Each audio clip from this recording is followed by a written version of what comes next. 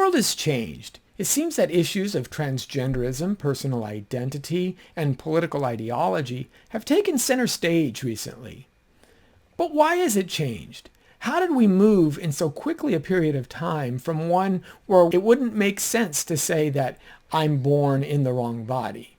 Most people, say 40 or 50 years ago, would say, what do you mean? This is the only body you have.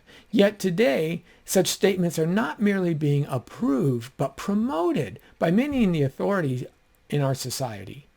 How'd that happen? How did we move from a relatively conservative understanding of ourselves and our culture in, say, the mid-20th century to where we're at today? And what does this mean for the future? Well, we will look at all of those issues and more in this Come Let Us Reason Together.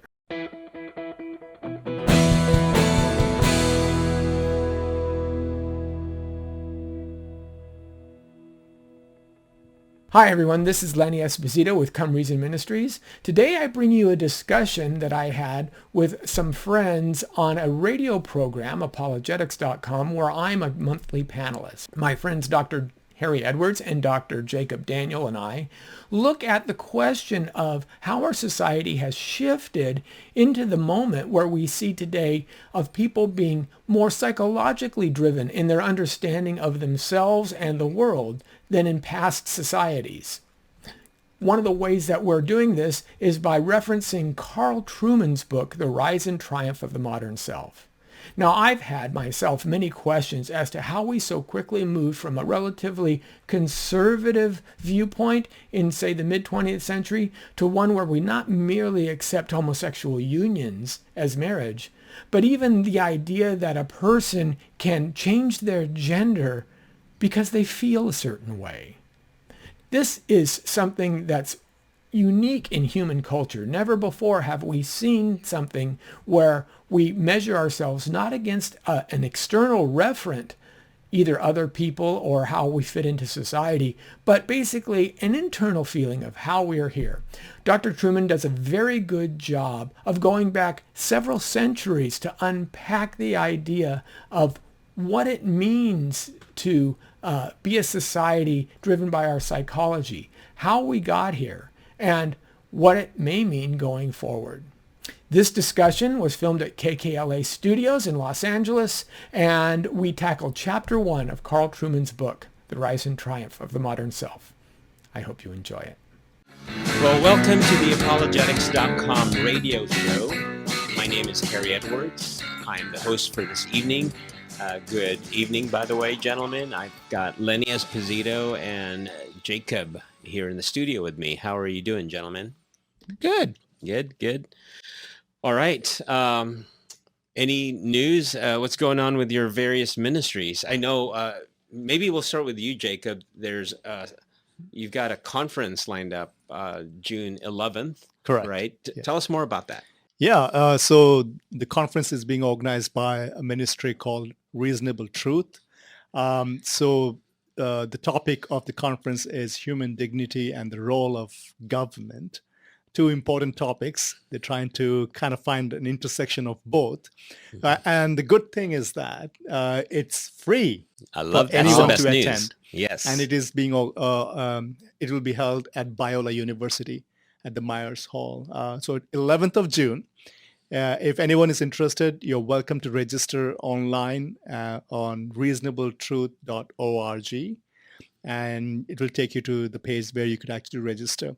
So we have lined up like Kevin Lewis, who is a professor at Biola University, who's the main plenary speaker, and then we have Prashant Daniel and Carlos Pamplona. They both actually founded this organization, and yours truly.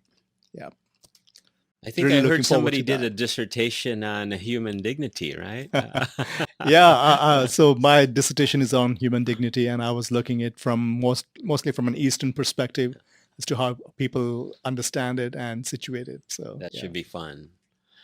All right, good. How about you, Lenny? What's up with Come Reason Ministries? Well, we've been doing lots of things. Just got back from teaching at a homeschool convention with the California Home Educators Association. So that was nice. Been doing a big kind of Instagram push to try and reach out, and getting a lot of good traffic there. So if you are on Instagram, you can come follow Come Reason there.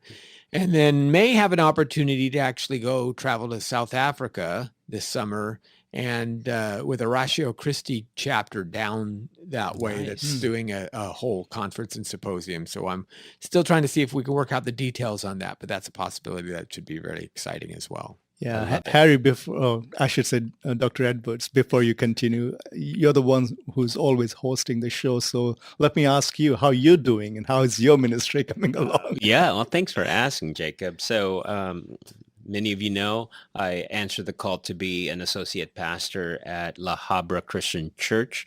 It's part-time. So if you're looking for a home church, I would encourage you guys to check it out, La Habra Christian Church. I think we have a dynamic lead pastor there who literally speaks to the times. His name is Pastor Jason Kim. So if you're there, PJ, we're just saying hi. Shout out to PJ. Right? I like that he's an avid YouTuber. So check, And not only that, for fun, he likes to do evangelism. He calls it Uber evangelism. So he drives his car. He takes passengers. He's an Uber driver, and he likes to do evangelistic events. And the deal he has with the passengers is he will ask them that he would pay for their ride if they're willing to listen to the gospel presentation. So it's cool. He records the conversations, and it's on YouTube. And recently we went with him to UCLA. Yes. No, I want to report about that because, Jacob, you were with us. Yeah. And he's big. Our pastor's big on YouTube. So he literally has a professional editor, and the clips look pretty amazing. Yeah. And I think he's going to produce or generate those clips maybe on a drip system, meaning not all at once. And I think the previews are out. I don't know if the first episode is out there, but we spent over 3 hours there at UCLA. Yeah. And Jacob and I had a blast talking with the UCLA students. And if you're a fan of UCLA, kudos to you guys. We had a wonderful time there. All of them were respectful, except for that one group that we got ambushed. Again, we're expecting that already. But all of the serious ones that we talked to were super respectful. And I want to say half of them already knew the Lord, about half of them. And then half of the other half either were involved in some kind of cult. And then the other half of which is a fourth of them, then they didn't have a world view. Like it's whatever makes you feel good. That was kind of like their worldview, and they would hope that they'd go to heaven because of their good works. Yeah, so that was interesting, right? What did you think about that experience? I was also impressed at the same time with some faithful Christians who were making their presence known. Yes. By standing strong for what they believe in. Yeah. So I loved interacting with them, and for them to see us there on the campus and doing what we're doing to share the gospel. I think they were really encouraged. They were, yeah. They approached us. Because we had a table there, with apologetics.com, sign. We did have a few crazy ones, but they were just toying with us. They were malicious. They gave us the opportunity to actually present the gospel even better. Yeah. But yeah, there is that one group. You'll see it in the previews. In fact, it's in the previews. This one group, they pretty much ambushed us, and they were promoting porn. I know it's terrible, but they were really getting in our faces too. But anyways, and the sad thing about that, the person we were talking to thought that we were pranking them. They thought that they were part of our prank. So that was kind of sad, So anyways. Interesting, given tonight's topic, that the people who were trying to jump in were promoting porn. Yeah, we'll talk about that. Sexual, specifically in metaverse. Yeah, sexual drive or the centrality of the sexual desire Right. to the Well, human we'll talk about condition. that. It's not so much that porn is a new thing. No. What's shocking nowadays. It's become normalized. It's normative. It's socially And acceptable. if I'm not wrong, actually, they were talking about this was their project. Yeah. Yeah. Yeah, they were proud Project of it. in metaverse. Right. That's Yeah. the difference. That's- It's not cloak and dagger stuff anymore. Yeah. It's not back rooms and shady deals. You can see sitcoms now where the star, the hero, the main character, the likable guy, they're the ones that are watching porn now. Yeah. That never used to be the case. So we'll talk about that. In fact, let's get into the meat and really why we're here. What's the main thing we're going to be talking about? So if you've been following our radio programs, we've been tackling books. We just finished Paul Gould's book, Cultural Apologetics, a couple months ago. Now we're on to another book, and that book is The Rise and Triumph of the Modern Self by Carl Trueman. And I know you guys have been jazzed about this, been excited about this for a while. You've been asking me, hey, let's do this one. So finally we're doing it, gentlemen. And so this is good stuff. And here's my take on the book so far. Carl Trueman is attempting to explain modernity to the church. And he does this by synthesizing the ideas/writings of Philip Rieff. He's an American sociologist. Charles Taylor, Canadian philosopher, and Alistair MacIntyre, a famous name in moral philosophy.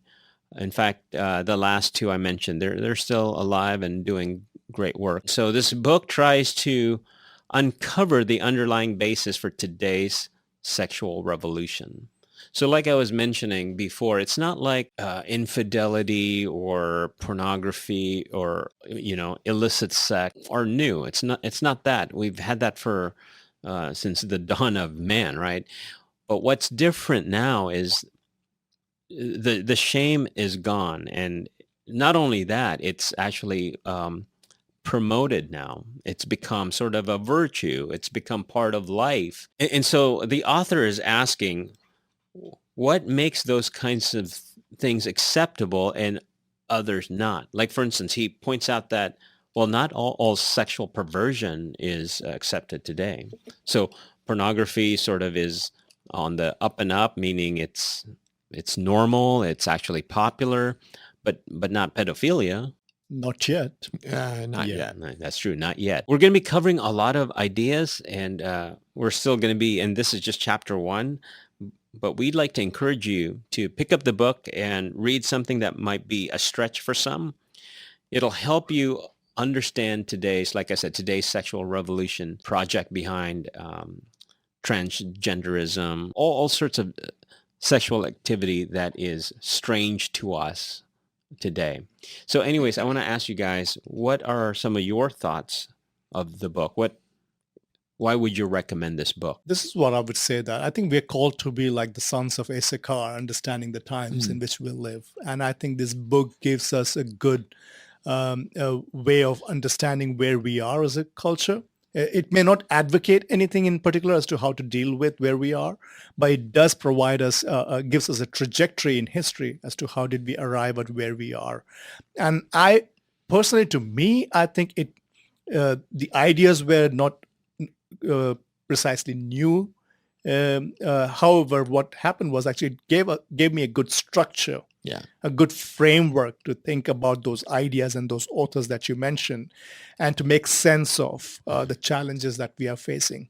And not just that, as to what brings them all together. That was beautiful. Yeah. And I haven't read the entire book at this point, but I want to mention that a lot of the philosophers that Carl Trueman, the author of this book, is putting together, they are sort of within the Enlightenment period. So that is, to me, significant. That's good, because now you can trace their ideas, the genealogy of ideas, within a confined period. You don't have to go all the way back to the Greek philosophers.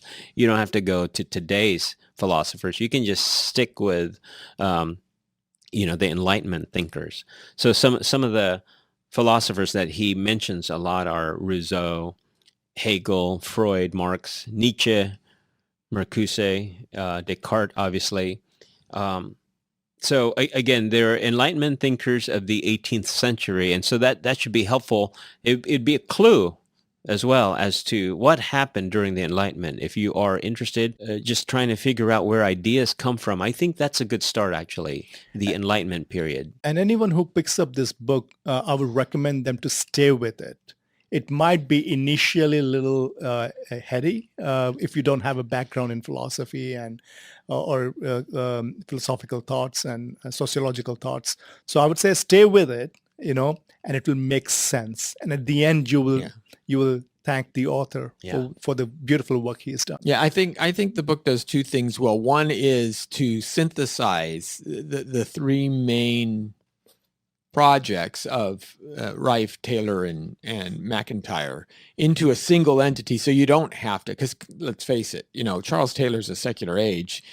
That's an 800-page tome by itself. Yeah. Just to get through that is a lot of work, and so this will give you kind of an easier in to understanding the primary points on each of those three individuals and how they reinforce one another, or how we can understand modern society through those three lenses. I think that does a good job there. The other thing I think it does well, especially by pointing out from the introduction, is just how far we've shifted from what was understood before. Because, the old saying, a fish doesn't know that it's wet, right, is true in our society. And we just don't realize how bizarre what we hold today is when comparing it to most of human history.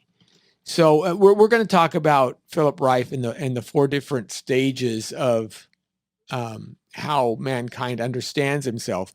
But one of the, he talks about the political man, the religious man, the economic man, and then the psychological man.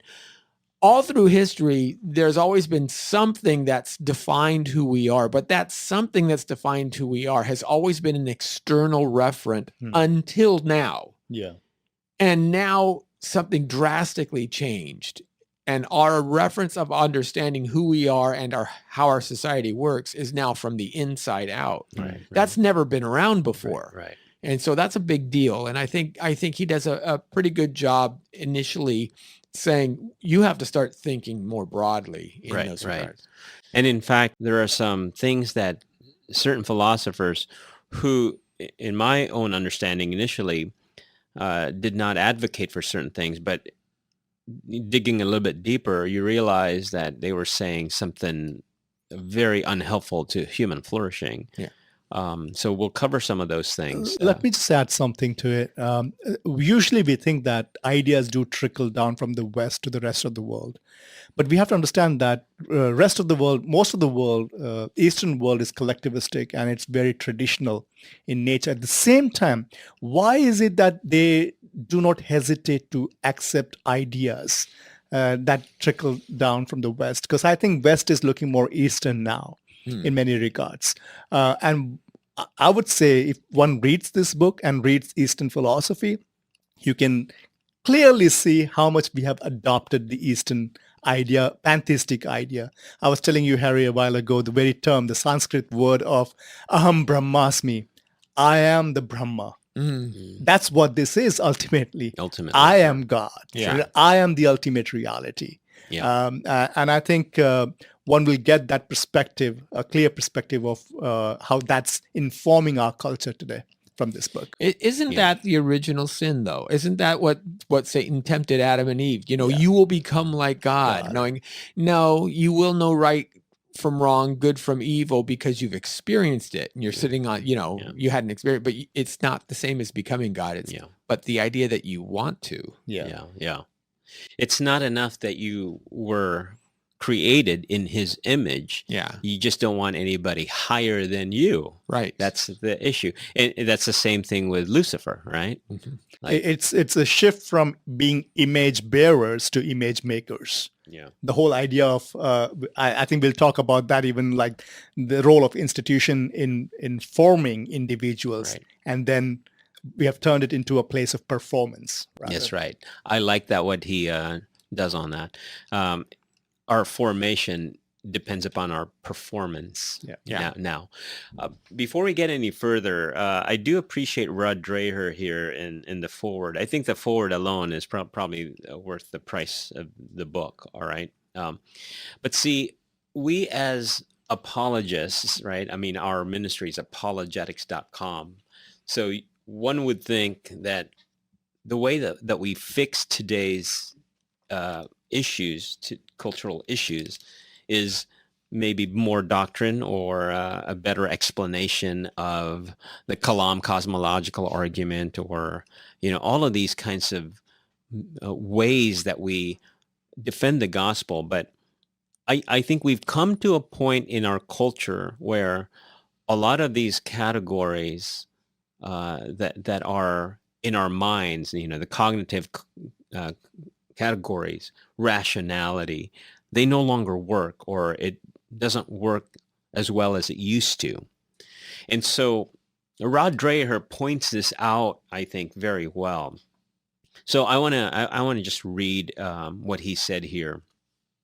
He says, unfortunately, the gaze of most Christians cannot seem to penetrate the surface of postmodernity. All right, that statement alone, I mean, we've done this long enough to know that there's a lot of confusion 20 years ago about even postmodernity, right? What is that, right? All we know is that it's after modernity, but even during that time, it was kind of weird. But anyways, he continues, many regard the collapse moralistically, as if the tide could be turned back with a robust reassertion of Christian doctrine and ethical rigor. See, unfortunately, I am sad that, and this is my commentary, a lot of apologetics project is really focused on just tightening up our arguments, making sure you've got the best evidences out there, and then culture will turn to Christ and things will get better. Well, we've been doing this for more than 2 decades, and culture has just gotten worse. And just think about it, and again, this is not a disparaging thing. Hopefully it's an encouraging thing, because we know what the work entails now, the scope and breadth of the work that we must do. But we've gotten more apologetics programs. There's many now. We've become sort of salt and light, doing this. We're spread around. There's many of us, kind of like the J. Warner Wallace's $1 apologists. There's more and more of us. And yet I am sad that culture is not getting any better. There must be another way. Again, continuing Rod Dreher's thing, he goes, and I think he means this well, right? Don't take it bad when he says three cheers for robust reassertions of doctrinal orthodoxy and ethical rigor. And this is where he's right on. But it's not enough. Ordinary Christians desperately need a more profound and holistic grasp of the modern and postmodern condition. It is the water in which we swim, the air that we breathe. All right, I'm going to stop there. What he's saying is we need to understand, like you were saying, Lenny, that we're swimming in this water and we don't know it. We don't recognize it. We don't feel it. So what is the water? We teach it to our children. Right. Even though we're trying to be something different than the world. Yeah, that's true. Because there's that tacit acceptance of these kinds of things. It's that's what culture does to us, whether we are aware of it or not. And so it needs, and I'm not suggesting that we need to think harder, because remember, like I said, it's the categories of thinking no longer apply today. I'm not, again, hear me out. I've never jettisoned rationality, because that's impossible, right? But there's got to be another way to approach this issue. And I know I shared with you guys how nowadays, and this is Harry Edwards' confession time, I have stayed away from the term worldview. I'm not rejecting it. I understand it. I appreciate it, but I don't even use that nowadays, to help with conversations with other people. I just use a term like social imaginary, or terms that are more enmeshed in culture, things that just establishing common ground. We've talked about that before. So I know we're coming up on a break soon, but all right, we got 2.5 minutes more. But give me some first impressions of the book, things that you're excited about, things that you're looking forward to in terms of what we're going to be covering in this show in the next few months. Well, like I said, one of the things that I thought was really helpful was the intro when Truman compared his grandfather to, say, his son. And he says, these people live in different worlds with different points of reference about what's valuable and what's not. So he argues that, if I were to ask my grandfather, who was a blue-collar worker most of his life, and my grandfather was as well, are you fulfilled in your job? And if I were to ask my son that same question, you would get two different responses. Today, the kids will say, well, I'd really like to be more creative. I'd like to have something that makes me feel more successful, more accomplished, or more, I can produce this and that. But if you ask my grandfather that, he would say, what do you mean? I go to work and it gives me a paycheck so I can buy this nice house. I have a car. I can feed my family. I don't have to worry about them going hungry. You've got new clothes on your back, don't you? You have enough to go to school. What more is there to be fulfilled about? It does what a job is supposed to do, and that's provide for us. It's not supposed to be self-fulfilling. It made no sense. And then he turns and he says, this is why, if I were to say to my grandfather the statement, I am a man trapped in a woman's body, or if he were to read that in a paper, that would be equally confusing to him. He would say, I have no understand. What does that even mean? Those are just words. Whereas today, it's completely different. You don't, and you had made the point, you don't have to be a student of, the queer theory in order to hear those words and know what they mean. Every junior high kid understands that. Why is that accepted now when it would have been foreign language to most any human being through the past millennia? Yeah.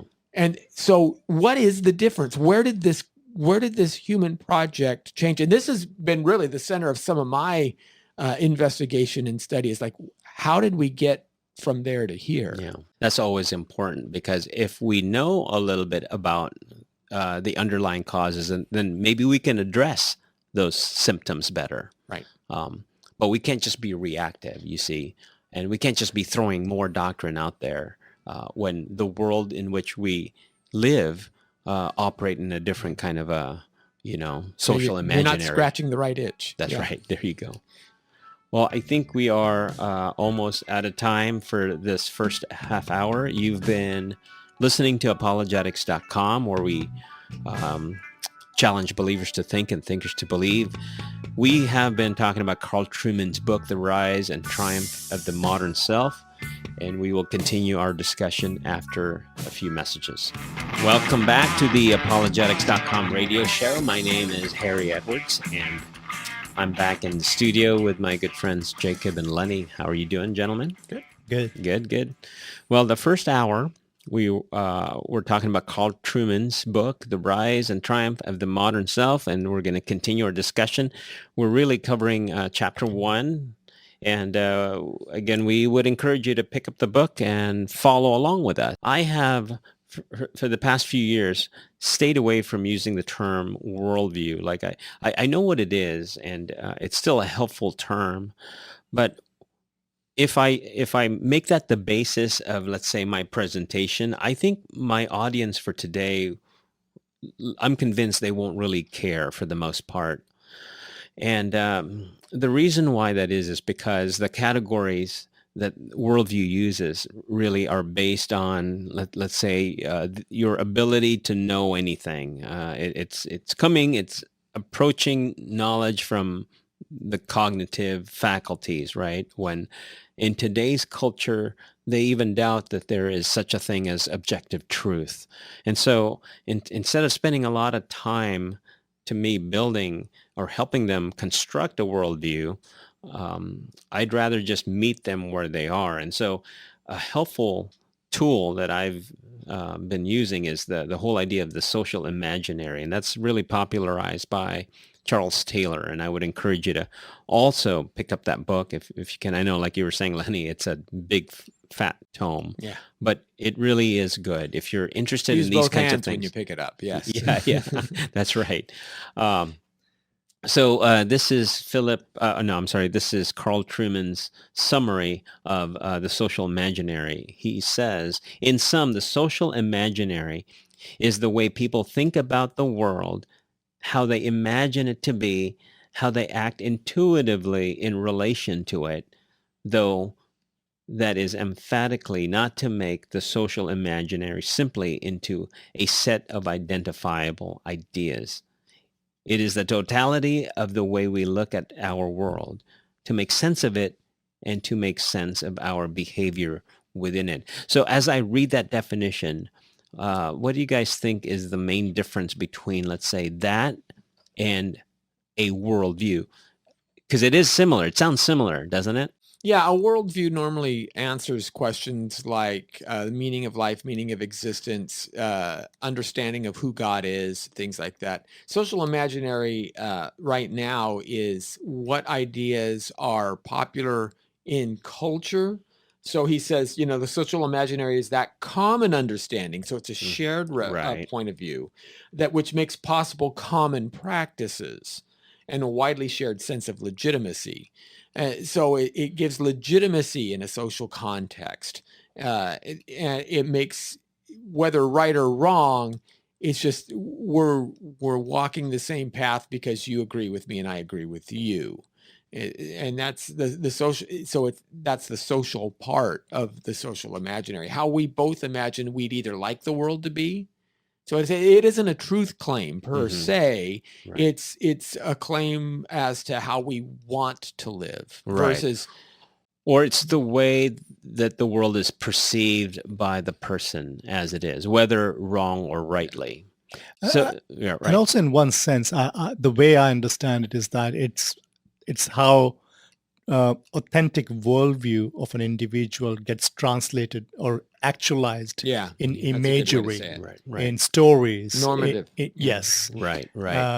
Even in behavior, public behavior. Mostly actually in behavior too. Yeah. Right. So in a way that's actually very helpful, because if we're going to be talking in evangelizing or doing apologetics with a seeker, then we're able to draw out those things already, like what they believe in. So we put that in their social imaginary structure rather than a worldview structure, and they can embrace it, because we're not debating truth with them at that point. Yeah. Right. So worldview is almost unstated assumptions or biases that you just hold that you've maybe not even thought through. Right. You just don't necessarily bring them to the fore. But social imaginary, those concepts you do know. It's like you own it. So there's it's wrong to discriminate against someone because of their gender or because of their gender preference. Those kinds of things you can voice in. So that's different than an assumption that says we're all materialists or something like that. Right. So it's even more surfacey, which is helpful today, right? I'll add this, that I think social imaginary it has more hold on one's emotions and feeling, whereas worldview would have hold on one's will. Sure. That could be one of the distinctions to be. And usually in the kind of culture in which we live, feelings and emotions trump our will. Right. And we go after it. Yeah. Right. So again, that's a helpful category made popular by Charles Taylor. Let's move to, in the beginning of the chapter, Trueman talks about Rieff's, is it Rieff or Rieff? Rieff, yeah. Rieff's categories of sort of human development in terms of The nature of cultures. The nature of cultures. And so he starts out with the political man, moves over to, and then it moves to the religious man, and then to the economic man, and then we're finally in this stage right now, currently, in the psychological man. So I remember when we were talking, the book does not provide the bridge from the man to man, the different stages.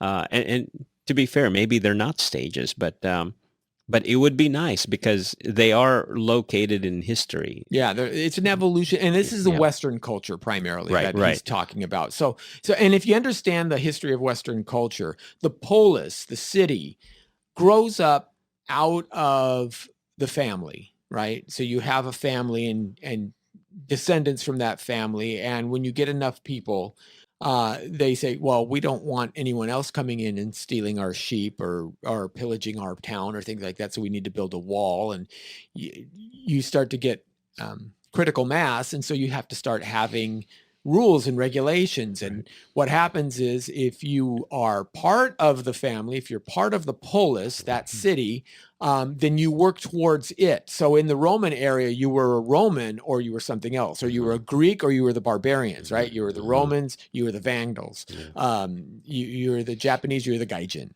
It's us and them, Jew, Gentile, that whole, and you are for us or you're not. And this is what got the Christians into trouble, because you don't worship the emperor. I don't care what else you worship. You can worship Jesus all you want, but you got to worship the emperor, because that means that you're part of Rome and you're for Rome. And the polis was just the natural outgrowth of being part of the family, being protective. You do what's best for the city, because what's best for the city means we all thrive better. And that happened until the rise of the church. Christianity, like I said, breaks that mold. It says, no. It's not what's best for the city, because there's other cities and we are to love our enemies as much as we love ourselves. And when the church comes up and starts teaching a different ethical framework, then the church becomes the authority as opposed to the king, or as opposed to the emperor. And it then becomes dominant in man's daily life. So we move into the medieval period. That becomes the religious man. This is where you get your primary understanding of where right and wrong come from. We follow the church's dictums, the church's morals, and everything revolves around the local assembly and the local church. It is the priest who is the one that you seek out in order to provide counsel and understanding. And really, at that point in history, they are also the scholars of the world. Until the Enlightenment, when man says, well, we can reason without God, right? And we talked a little bit about this. The Protestant Reformation actually unwittingly helps this along by saying, well, we don't need a central authority figure. We can each interpret scriptural mandates for ourselves. Now, they try to make that in a state church, but they find that it fractures and becomes subdivided and things like that. At the same time, the ultimate outworking of this is the rise of the United States and how individualistically you can succeed. So how do we measure who knows what is better? Well, we look at how they succeed. We look at the Rockefellers. We look at the J. Paul Gettys. We look at, hey, they seem to be, this is the only way we can have any kind of status measurement, because there's no barons and things like that. The only thing we can measure is who's doing better. So economics becomes the driver, and you're identified by what you do. Are you a blue collar man? Are you an executive, right? And this extends all the way through to the early 20th century. This really is the way most of America has seen itself, and most of Western Europe followed after, but grew through that idea until the 20th century. And then Freud comes along and says, you're all sexually repressed anyway, right? And you really need to dig into yourselves in order to find out who you are. And that gets cultivated popularly, because there are people who say, well, I can never be a J. Paul Getty, but wasn't he really not a nice guy, or Mm-hmm. look at the robber barons and so really it's what you believe about yourself that matters. And again, this comes to fruition. You see the Benjamin Spocks of the world starting to write about how your kids' feelings matter more, and you don't have to take care of them and things like that. Your children aren't necessarily to conform to culture. We got to think about the kids and make sure they're happy. And that's a big shift. And so now we have a generation of folks who believe that, all my life you told me, are you happy? Are you self-fulfilled? Well, yeah, that's what I want. So that must be the ultimate value system, is me. Yeah. And we've switched now to the psychological man. So it's this progression that we've seen. And it's interesting, once you unplug God from it and go into individualism, then the next logical step would be not individualistic economics, but individualistic feelings. Yeah. There's another interesting aspect to it. I know Paul Trueman kind of touches on that, the whole idea of human dignity. So along these four shifts that we have seen, the political man, the religious man, economic man, and psychological man, we find that it's interesting in all these times. I mean, dignity has been defined based on this, like polycentric dignity, dignity, the religiocentric dignity. The polycentric dignity was more like you had to belong to a political sphere. Right. If you belong there, you have certain dignity. If you held to a certain religious, hierarchy, you had certain dignity based on that. And then the economic man, based on your trade, you were dignified based on that. But with the psychological man, it's interesting that with all the other three, you had to appeal to something extrinsic. External. Absolutely. To be dignified. Whereas with the psychological man, you're demanding dignity based on how you personally feel about. Yeah, you're demanding how much other dignity people you deserve. reflect that back to you. Yeah. Absolutely. And that's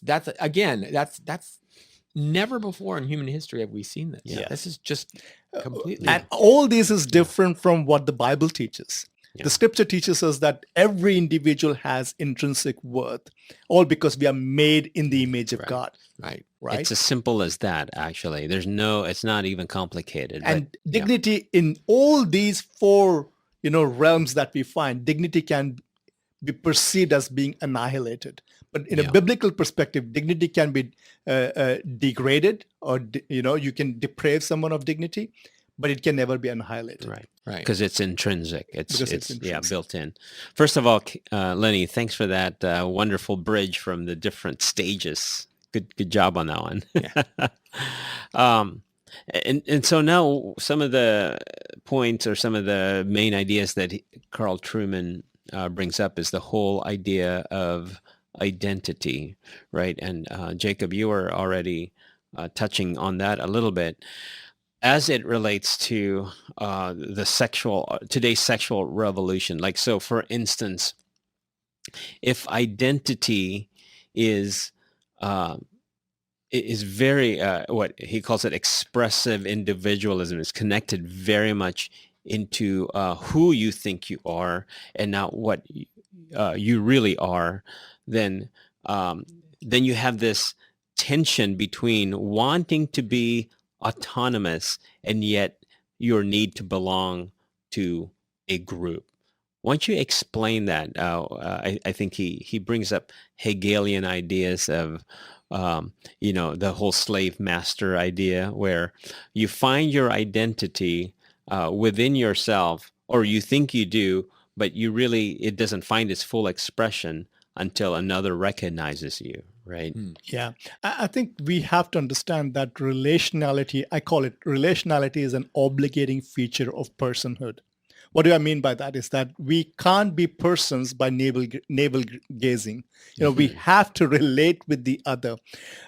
God created Adam from a biblical perspective. If you look at it, God created Adam as a person, but we see his personhood gets actualized in relationship with Eve, right?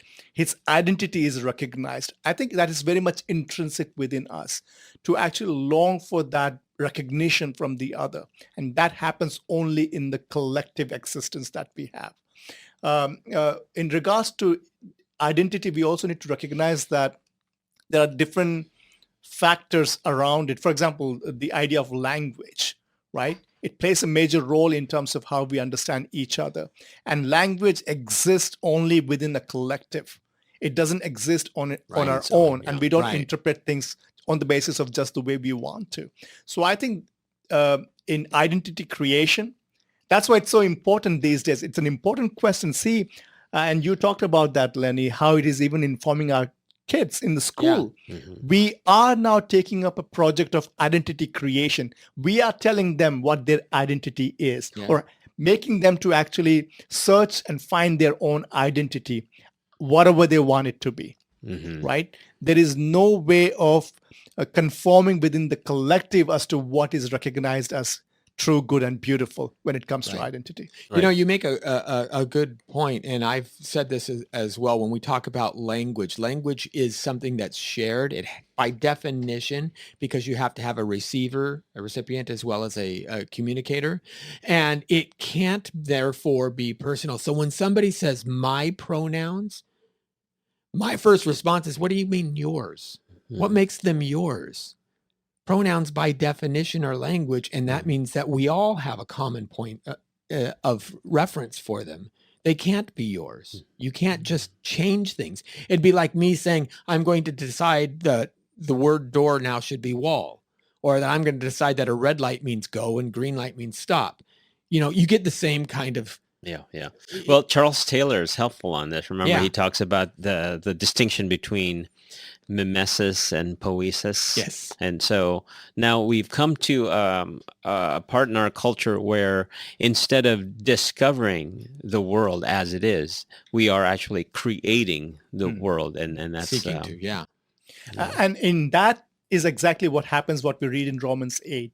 We end up either worshiping the creator or the creature, right? Either we worship ourselves or the creature or you know, God himself, who is the lawgiver, who is the one who basically bestows on us a dignity based on the fact that we are made in his image. What are some ways that we can fix the current situation we're in? How do we point people to accept their identity for who they really are and not something they fabricate on the fly?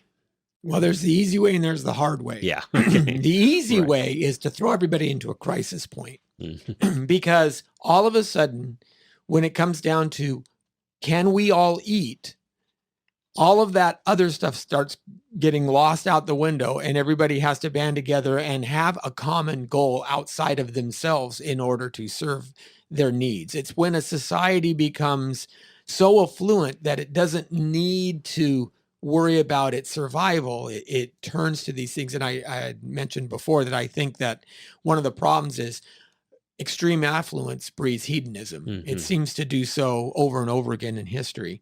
So that's it's easy, but easy in the sense of it makes the point for you, but it's just hard to live through. The harder way is to do it and still keep some of the affluent aspects of modern culture. The main thing that I would say is what kids are looking for today. We see it in the suicide rates and the depression rates. Is they're looking for an understanding of value that's more weighty than what they've heard. And so I think we can start talking about things like what's actually beautiful, or do you want to know what real value is? What gives you value even beyond yourself? What makes you deeper than, and those I think are ideas that would start to resonate with people who are looking for those kinds of things, because most people are wanting to, I mean, some people say they have, you know, I find my value in myself, and say, how would you like to find value in something even deeper than you? Right. You know, if value is only good if somebody else, as you say, values it. And there's an intrinsic worth that goes beyond what you think. And ultimately that someone is God, actually. Yes, yeah, exactly. What I would add to that is that we need to recognize that we as individuals, what I call is like two-way catechism. You know, we catechize the culture and are catechized by the culture. we can't deny that fact at all. So as those who trust in the Lord, and we've been given the mandate to influence the world, and be the salt of the earth and light of the world, we have a task to understand that our identity is informed by the ecology within which we live. Yeah. And we have a responsibility to have an impact on it. And I think every faithful believer in Christ has a responsibility to raise up their child, their children, raise up their community in a way that puts light on their true identity, right? And not hides it. So I think there's a responsibility for us. That's why I would say cultural apologetics is so much necessary and important. This is why what we are doing here is so important for us to be speaking about ideas and thoughts that are informing our culture. And we have a responsibility to actually allow for that which is good, at the same time warn people of that the bad that can happen through ideas that can be detrimental to at the end, worship the Lord. Right. We are called to call our culture to worship the Lord. So I think any belief system needs to have two aspects to it. It needs to be internally coherent. It can't contradict itself, and it needs to be externally consistent. It needs to be consistent with the way we understand the world.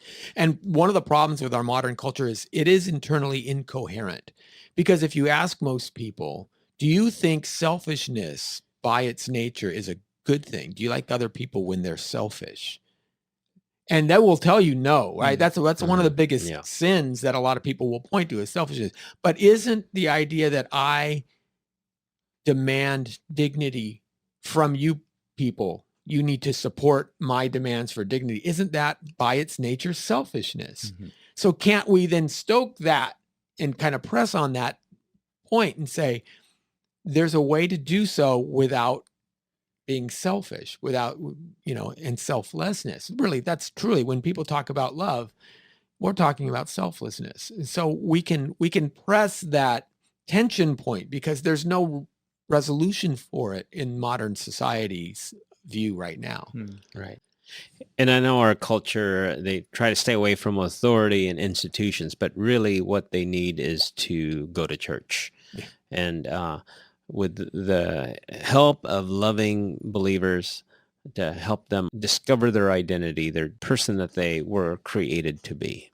Mm-hmm. And they can only really find that in God, the God of the Bible. Mm-hmm. It's step one in any substance abuse program. You have to believe there's something higher than you. Mm. That's the very first step in any substance abuse treatment program. Yeah. Wow. You were going to say something. Maybe we'll end with this, Jacob. If you guys are reading, and there's a part where the author talks about a move from honor to human dignity. Did you want to just clarify that a little bit? Because that was a little bit confusing with Carl Trueman. Yeah, I think after reading the first chapter, I felt like there was a kind of like a presumed conflict between honor and dignity. I think there are two different categories there. And what Carl Trueman compares is honor and equal dignity. So I don't think he might be doing this, but what he's trying to do is actually compare between graded idea of dignity, that dignity can be graded among individuals and there can be equal dignity. From a biblical perspective, as I said earlier, we hold to this belief that we all are made in the image of God. So we do have equal dignity, right? A dignity that cannot be annihilated. But in terms of honor, I think what he's trying to do is that to explain that there's a kind of dignity that is acquired through certain kind of possessions, be it if you belong to a certain caste, if you have certain kind of like, a business, or you have title or something. So that's what I thought he is doing. I hope he is doing, that he's not arguing against equal dignity as being a product of psychological man. Right. Well, you've been listening to apologetics.com, where we challenge believers to think and thinkers to believe. Our hope is that you've learned some aspect about the Christian worldview that strengthens your faith and make you want to learn more. So special thanks to my regular panelists, Jacob and Lenny, and to our valiant engineer back there makes sure that we sound good here. So a special thank you to our listeners as well. Until next time, good night.